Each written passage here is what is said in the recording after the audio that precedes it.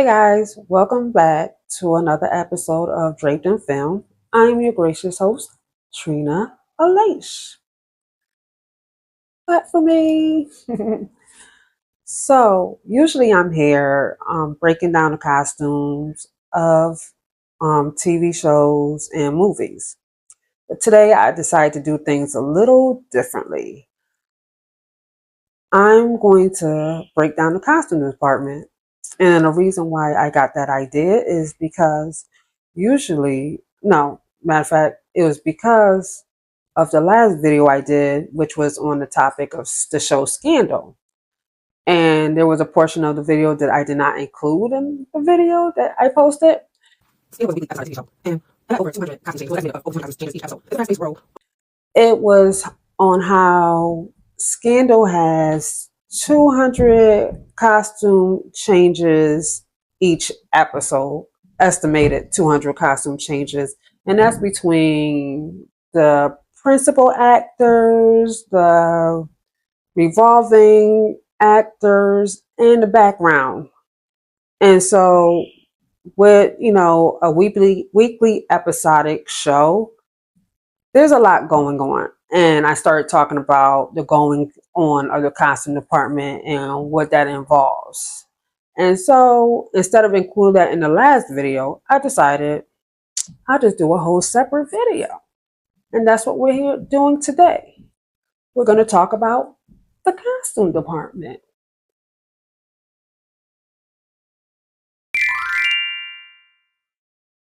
The head of the department is a costume designer. And the costume designer is the one that has the direct contact with the producer and the directors. They're also the first contact with the script in the costume department. And when they're looking at the script, is to read it to get an idea and feel for the vision of the film or TV show.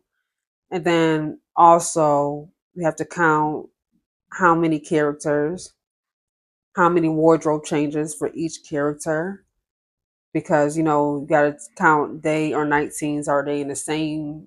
Do we see them in the same outfit from the day into night, or do they change? Is it action scenes? Because with action scenes that requires multiple garments of the same items. So with reading the script, is pretty much assessing the costume requirements. And with that, you kind of get a feel about what kind of type of budget you're going to need for it. Can you do it with the budget that's given? Because more than likely, you're going to be given a budget. Then what kind of stock you need, what kind of equipment you need, wardrobe, transportation, whatever the case may be, and also the staff, because you have to hire your staff.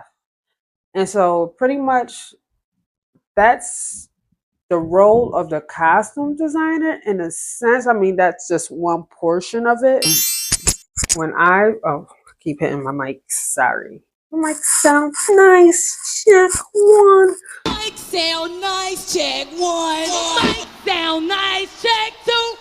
Mic sound nice, check three. You ready?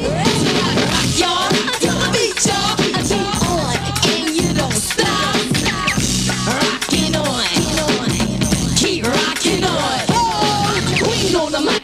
What you say? I'm the queen on the mic. Who are you? I'm the queen on the mic. One more time. But anyway, my process as a costume designer always went like this. I will read the script, and just to get an idea, like, what's the script about? I read the script, get a feel for it. I'm like, okay. So I go through it again. Now I want to understand the emotions of the characters.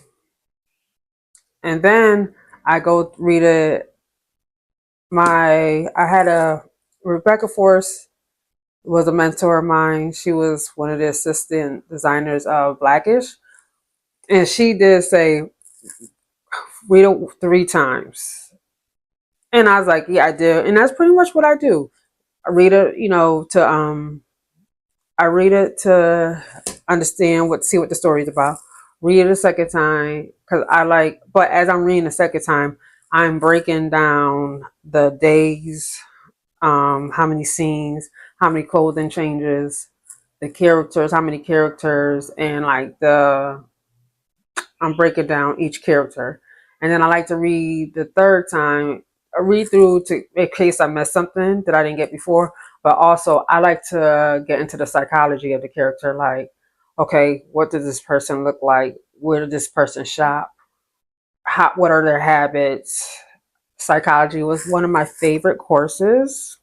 So yeah, I would like to understand the psychology of the character, to understand where they're going to do all the things. Like, are they a person that smokes cigarettes?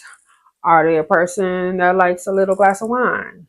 Are they a person that jumped head first into off a diving board? Are they a person? They're a spontaneous person. Are they a humble person? Are they arrogant? I just want to understand who this person is. So that's why I like to try to understand. It helps me to understand better where to shop for their clothing, as well as how to style their clothing. Because depending on who the person is, you're not going to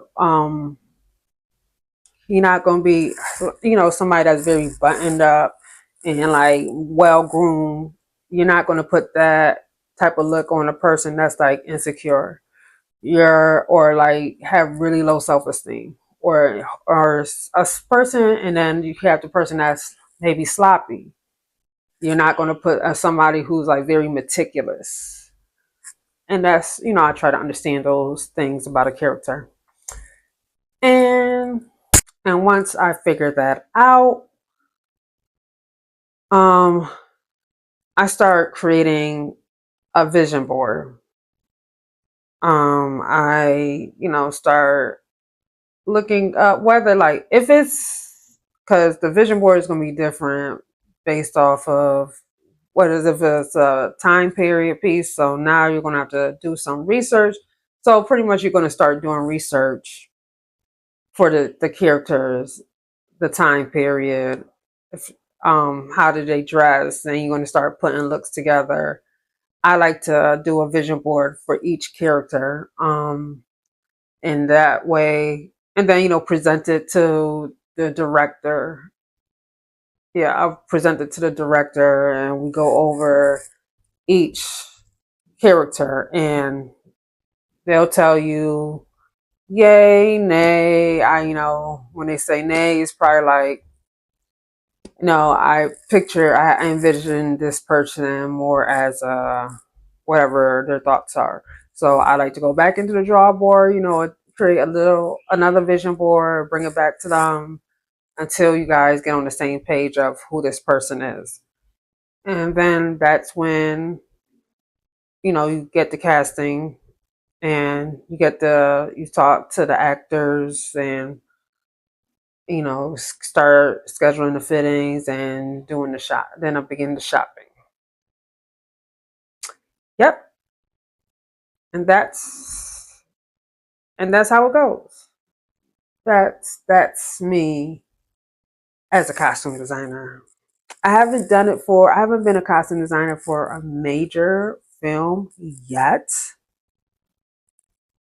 but it's coming, and it will happen, and I will have my costume department. Yes, I will. Mark my words.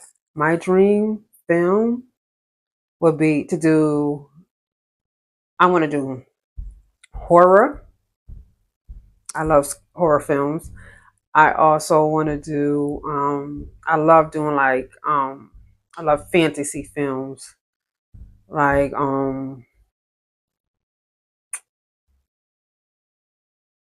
like, Wicked would have been dope.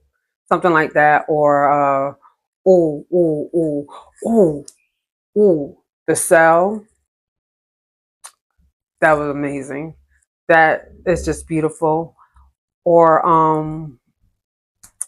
don't know if you watched the show The Wheel of Time, but that's also I love the costumes on that and something like that. And I love doing period pieces. I I'm loving right now. I just watched a film, an old film. T what was it called? Thank God It's Friday. It's a disco movie with Donna Summer.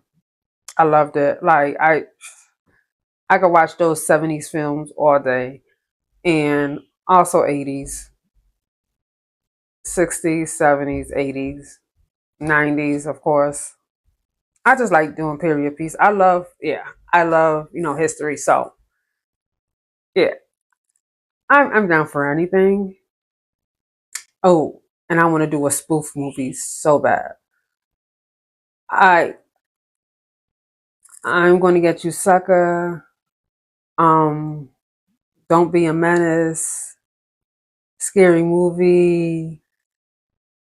Spoof movies are so dope, and I want to do a comedy because I feel like a lot of times with those type of movies that's so ridiculous, you get to have a lot of fun.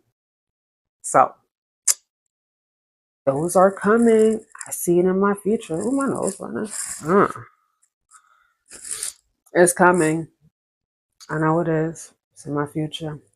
Yes, it is. Mic sound nice, check one. Mic sound nice, check two. Mic sound nice, check three. You ready?